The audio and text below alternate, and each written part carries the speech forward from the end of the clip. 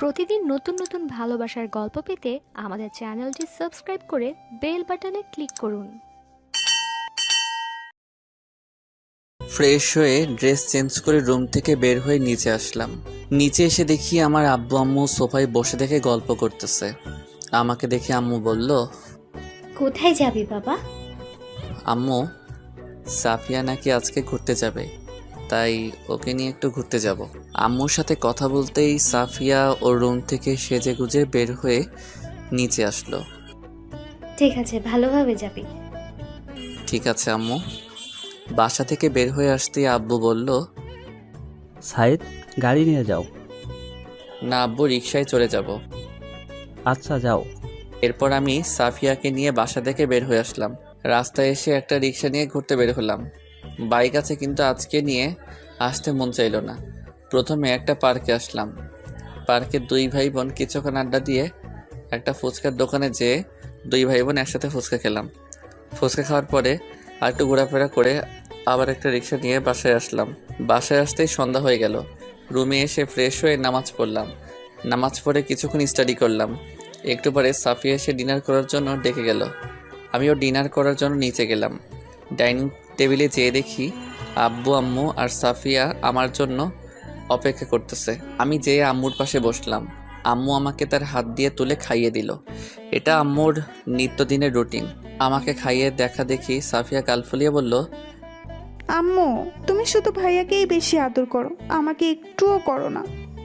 আমার আম্মুটা তো দেখতেছি রাগ করেছে। এসব তোমাকেও খাইয়ে দিই। সাফিয়া খুশি হয়ে আম্মুর অন্য পাশে বসলো। আম্মুও সাফিয়াকে খাইয়ে দিতে লাগলো। খুব আনন্দের সাথে ডিনারটা শেষ করলাম। ডিনার শেষে আব্বু আম্মুর সাথে কিছুক্ষণ আড্ডা দিলাম। এরপরে রুমে এসে স্টাডি করে ঘুমিয়ে পড়লাম। সকালে সাফিয়ার ডাকে ঘুম থেকে উঠলাম। ঘুম থেকে উঠে ঘড়িতে তাকিয়ে দেখি প্রায় 9টা বেজে গেছে। তাড়াহুড়ো করে ফ্রেশ হয়ে নাস্তা করে বাইক নিয়ে বের হলাম কলেজের উদ্দেশ্যে। আর আব্বু সাফিয়াকে ওর স্কুলে নামিয়ে দিয়ে কলেজে যাবে।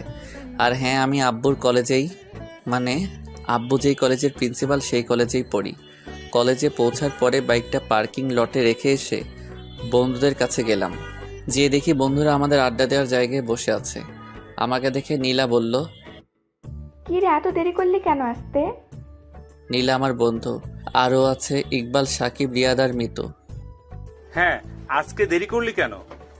আরে দোস্ত, ঘুম থেকে উঠতে দেরি হয়ে গেছে। কেন, কেউ ডাক দেয় নাই? না, আরে ডাক দেওয়ার জন্য কেউ থাকলে তো দিবে। তাহলে বিয়ে কর, তাহলে তো ডাক দেওয়ার মানুষ পাবি। কি যে বলিস না তুই, আমার মতো কচি ছেলেকে কে বুঝি বিয়ে করবে? আইসে রে আমাদের কচি খোকা। এখন যদি বিয়ে দেওয়া হয় তাহলে 12টা ছেলে মেয়ের বাবা হয়ে যাবে, আর সে নাকি কচি খোকা। ওই হ্যালো, আমার বিয়ে হলে যদি 12টা ছেলে মেয়ে হতো, তাহলে তোদের এতদিনে এখনো একটা হলো না কেন? ইকবাল আর মিতুকে উদ্দেশ্য করে। আর হ্যাঁ, মিতু আর ইকবাল চাচাতো ভাই বোন, আর তাদের ছোটবেলাতেই বিয়ে হয়েছে। মানে ওদের দুজনের বয়স যখন 13 বছর ছিল তখন তাদের দাদু মারা যান, আর ওদের দাদু মারা যাওয়ার আগে ওদের বিয়ে দিয়ে গেছেন। আমার কথা শুনে ইকবাল আর মিতুবাদের সবাই অট্টহাসি হাসতে লাগলো। ইকবাল মিতুর দিকে মুচকি মুচকি হাসতেছে। মিতু নিচের দিকে তাকিয়ে মুচকি হেসে বলল, এই হারামি, আমাদের মধ্যে বাচ্চা নেওয়ার জন্য এখনো কি কিছু হয়েছে? আজ থেকে 8 বছর আগে বিয়ে হয়েও যদি তোদের মধ্যে কিছু না হয়, তাহলে তো আমার মতো সিঙ্গেল থাকাই ভালো। এখন না পারবি কোনো মেয়ের সাথে কথা বলতে, না পারবি প্রেম করতে। ইকবাল, তোর কপাল শেষ রে, তোর কপাল শেষ। ঠিকই বলেছিস। এখন থেকে যেই প্যারা দেয় না, জানি পরবর্তীতে আরো কতগুলো অপেক্ষা করতেছে। ইকবালের কথা শুনে আমরা আর হাসি আটকে রাখতে পারলাম না। আমরা সবাই হাসতে লাগলাম। আর মিতুর আগে ফুসতেছে। মিতু রেগে যেয়ে ইকবালকে বলল, আমি তোকে প্যারা দিই তাই না? দাঁড়া, আগে বাসায় চল, তোকে দেখাচ্ছি মজা। ইকবাল মিতুর মাথায় হাত বুলিয়ে দিতে দিতে বলল, কে বললো তুমি আমাকে প্যারা দাও? তুমি আমার মিষ্টি বউ, খালি আদর করো। মিতুর মাথা থেকে এক ঝটকে ইকবালের হাত ছাড়িয়ে নিয়ে বলল, আমাকে আর পাম দিয়ে লাভ হবে না, আমি এমনিতেই মিষ্টি। আমরা বসে থেকে ওদের দুজনের এসব কাহিনী শুনতেছি। হঠাৎ মেয়েলি কণ্ঠে পেছন থেকে কে যেন বলল, এখানে শাহিদ হাসান শাহিকে।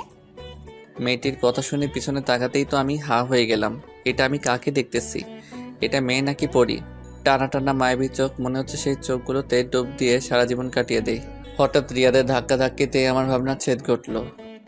এই সাইদ, তোকে কখন থেকে ডাকতেছি? ও হ্যাঁ, না মানে বল। মেয়েটা তোকে ডাকতেছে। আমি মেয়েটিকে বললাম, হ্যাঁ বলুন। আপনি কি শাহিদ হাসান শাহি? হ্যাঁ। আসলে আমি এই কলেজে ট্রান্সফার হয়ে এসেছি। প্রিন্সিপাল স্যারকে কিছু ভালো বন্ধুর কথা বললে তিনি আমাকে আপনার কাছে পাঠালেন। আমি কি আপনাদের বন্ধু হতে পারি? আমি কি বলবো ভেবে পাচ্ছি না। আমার ক্রাশ আমার কাছে এসেছে ফ্রেন্ড হওয়ার জন্য, ভাবা যায়?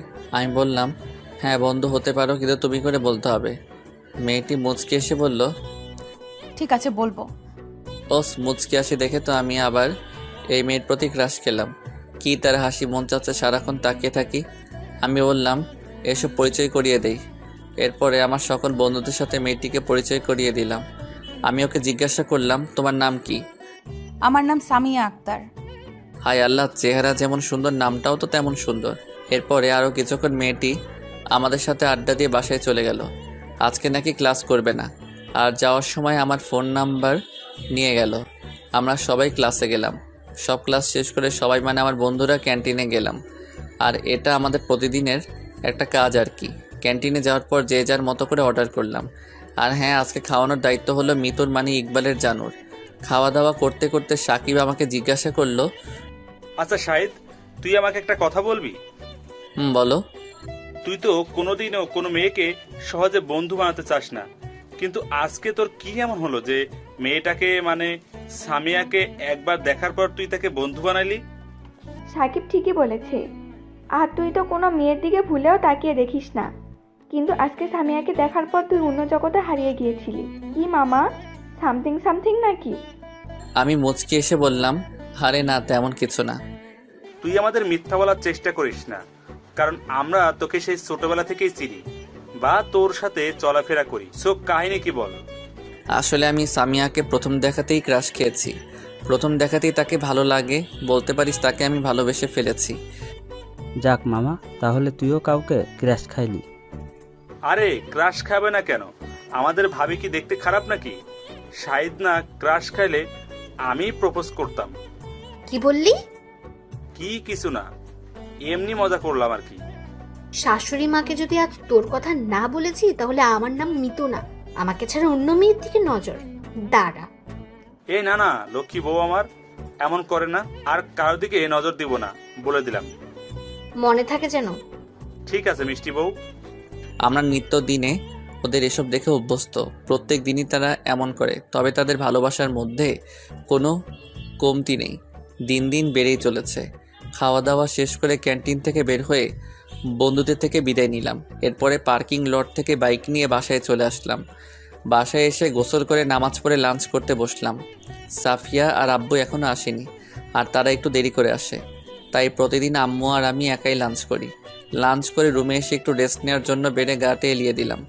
হঠাৎ করেই ফোনটা বেজে উঠল। দেখি অপরিচিত নাম্বার। রিসিভ করতেই অপর পাশ থেকে একটা মেয়েলি কণ্ঠে, এরপর কি হয়েছে জানতে চাইলে সাবস্ক্রাইব করে পাশে রাখা বেল আইকনটি বাজিয়ে রাখুন পরবর্তী পার্ট মিস না করতে চাইলে। ধন্যবাদ সবাইকে আমাদের পাশে থাকার জন্য।